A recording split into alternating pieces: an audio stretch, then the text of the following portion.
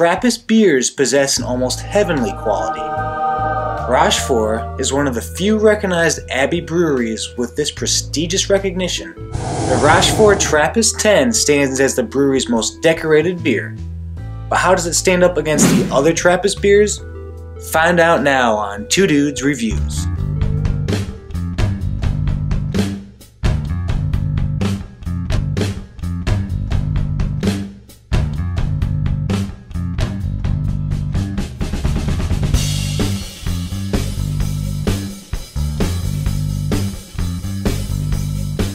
Originally founded in 1230 by the Count of Rochefort in the province of Namur, Belgium, the Trappist Abbey of Rochefort eventually started brewing beer in 1595. However, Abbey monks did not begin brewing the Trappist 10 until the late 1940s. Known as one of the top beers in the world, does it stand above others in the coveted Trappist category? Let's find out. Hey guys, yeah, we have the Rochefort Trappist 10 right here, and I'm going to crack it open while we continue to talk. I had to look up the pronunciation because I was saying it a half dozen different ways, and honestly I had no idea how to say it. And according to the internet and the audio translation, it's Rochefort, so that's what I'm going with. But as I pour this, one of the interesting things I've read is that there's actually now 11 Trappist breweries, recognized Trappist breweries, and one of them is now in the United States. It seems that they've kind of expanded a little bit. But anyways, back to this beer. With a lot of these beers, you want to leave a little bit of the beer at the bottom because it does still have some fermentation going on. You will have sediment setting in the bottom quarter-half inch. So when you start getting down there, hold off. Otherwise, you're gonna get some nice grain and whatever else put into the beer. All right, let us check out the smell. You get there's the barley, a dark, deep barley aroma.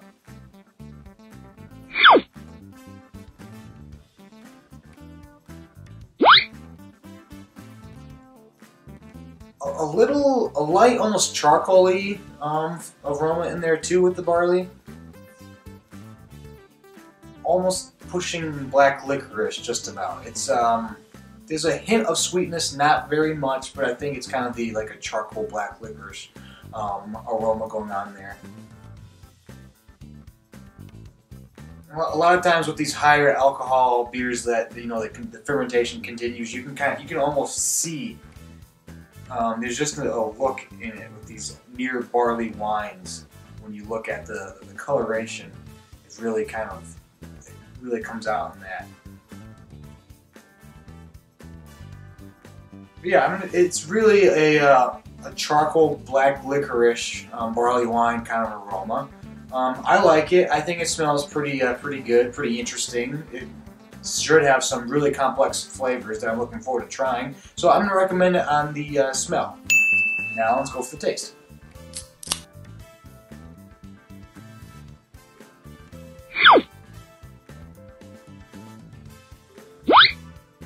It's a heavier beer.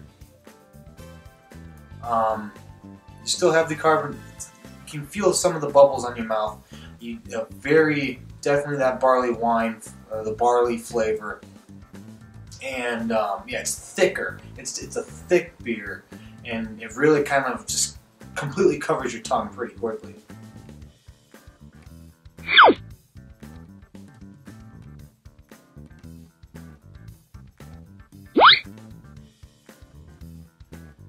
You have that black licorice. The black licorice, but you can definitely taste the alcohol in it. The alcohol content, since it is continually fermenting and the alcohol content is essentially building up as it sits around, it's going to, it's going to depend on how old your bottle is. I'm not seeing a bottle by date. It does recommend I drink it before 2020, so I got that covering. But the alcohol content, according to the bottle, is 11.3%. When it's bottled, it's probably higher than that when you drink it, especially if you like to buy it and age it a little bit. So this thing's probably closer to a 12% or more. You really are basically drinking a wine, alcohol content-wise. So you definitely get that alcohol, the heavier wine, barley wine alcohol, all coating your mouth. And that really comes in through the black licorice flavor.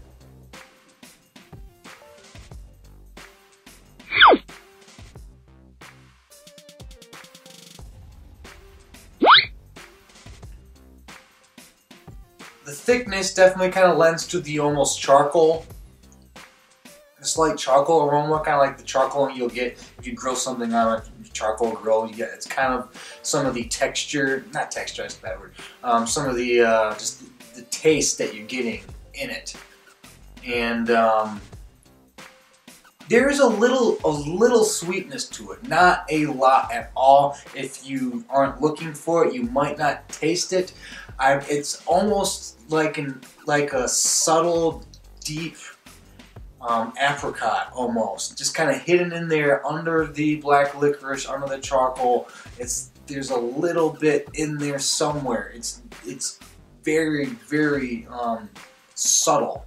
And this is with the alcohol content higher. It is a beer that you're going to take your time and drink, and so you should be able to get some of that, the apricot kind of more subtle fruitness to it. But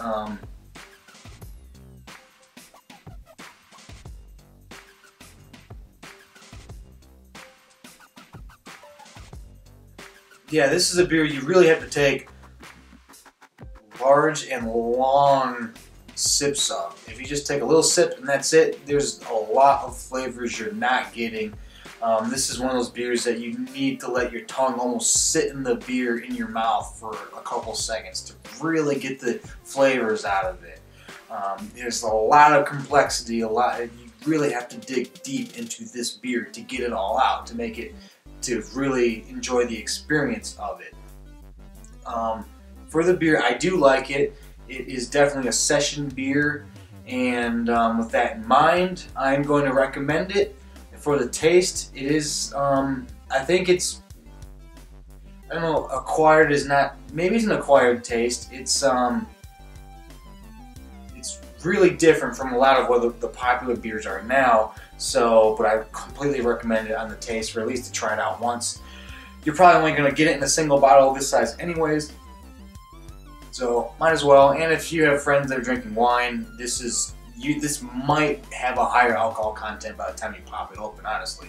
So I recommend it. Check it out. Next category is value for price. Now, the bottle is expensive when you compare it to your traditional like microbrew or import. I can't think off the top of my head how much I paid for it, but it's probably between $5 and $6. I think it's close to $6 for this one bottle. It could have been more, but I'm thinking right close to $6. So most likely you're not going to go out and buy 6 of them. You don't want to end up spending a good amount of money. As I do my math, $36 or more, or right around there. That's a lot of money to buy just a couple. So of course it is a Trappist beer. It's not like there's a lot out there. There's some of your imitation Trappist beers, but as for the ones that have the official Trappist stamp of approval on it, there's not a lot. So you're paying a premium for that. That being said, there are others that are going to be a little less expensive. To enjoy this occasionally, I wouldn't bat an eye for paying the $6, but on a more regular basis, it's not something I would do. So I'm going to give it a half out of 1, just comparing it to other Trappist beers that are available. I mean, there's some Trappist beers you just can't get unless you go to the Abbey to buy it from them. But for the ones that are readily available, this is on the higher end of that spectrum.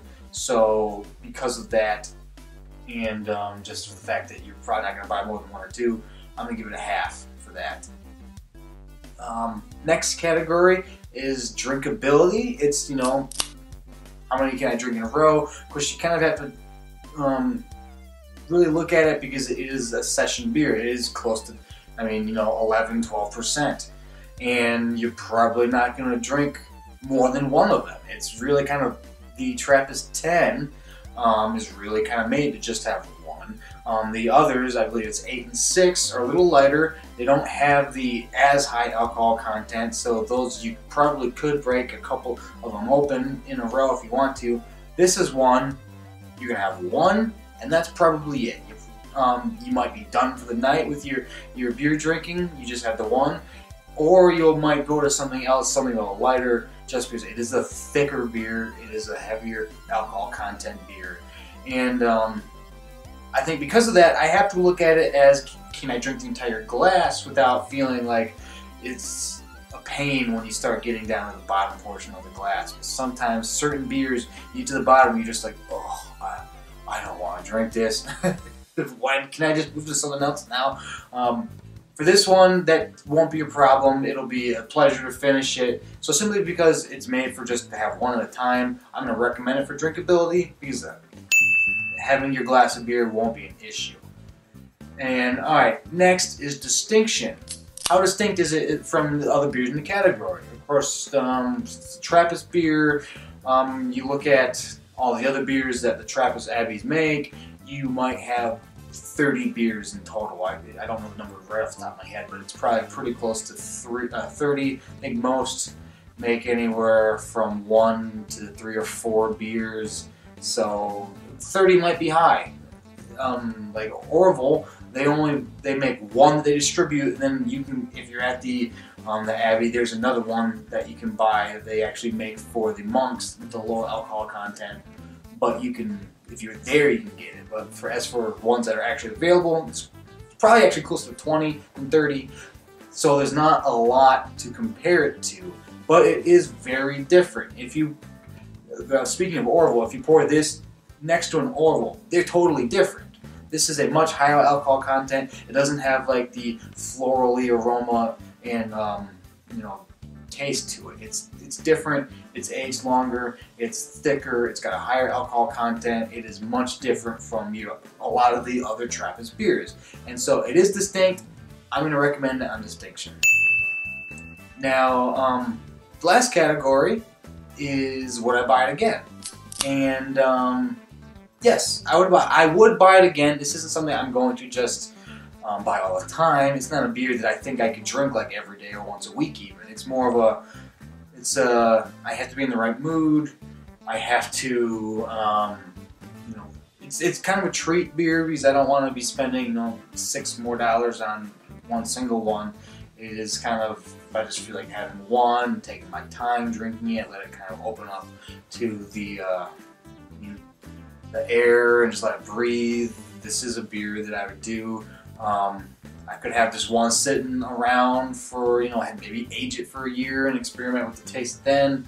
But really, I would buy it again, just not all the time. And so with all that said, I'm giving this a 5.5 out of 6. It's a very great beer. The only knock I had on it was the higher price compared to some of the other Trappist beers that I can get. But for the most part, it is a great beer. It's one I recommend at least trying once. Just say you've had it, and if the thickness, if the heavier barley wine thing really isn't your kind of beer, that's fine. At least you can say you've had a Trappist beer, and since there's not a lot of them, you know, it should be every beer lover's kind of goal to at least try all the Trappist beers because there's so much history in all of them and just where they're made and everything. So that's my review of the Rochefort Trappist 10. If you've had it before, let me know in the comments. Let me know what you think of the beer. Maybe you like the 6 or the 8 better than this one. Let me know. I'd love to hear about it. And please subscribe to the station, like the video, tell all your friends because we're totally awesome. check out our podcast. It's Two Dudes in a Six Pack. You can find that wherever you get your podcasts. We're on Twitter at Two Dudes Podcast, and yeah, that's about it. So for me, Grayson, and for the other dude, Chris, take it easy.